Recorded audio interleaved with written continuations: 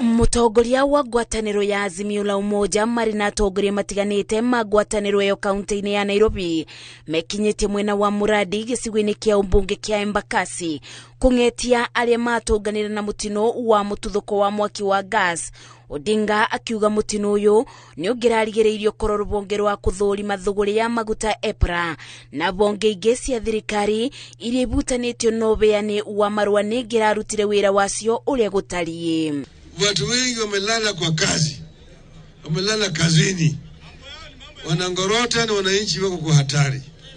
Kwa hao wote natakana wachukuliwe hatua vikali.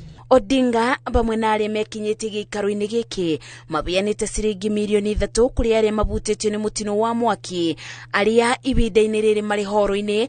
Odinga kibinyiriria thirikari kuriba hathara ya ouma wao ciringi 500,000 na mabeo nyumba cia thogora wa thi iria irikitie gwako gukinyira riu. Mimi naambia Bwana Ruto, wewe mwenyewe ni rais, angalia hii maneno, hakikisha kwamba kila jamii hapa imepata shilingi 500,000.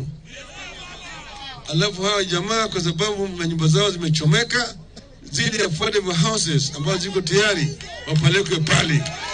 Andu atandatu niyo makwite kumana na mutino uyu guku makiria ma andu 300 makithie na mbere na kwamukira urigiti thibitari-ini itiganite kaunti-ini ya Nairobi. Kama kweli huyu jamaa hakuwa na leseni, inawezekanaje kwamba EPRA wasijue, governor asijue, chief asijue, polisi wasijue? Haiwezekani.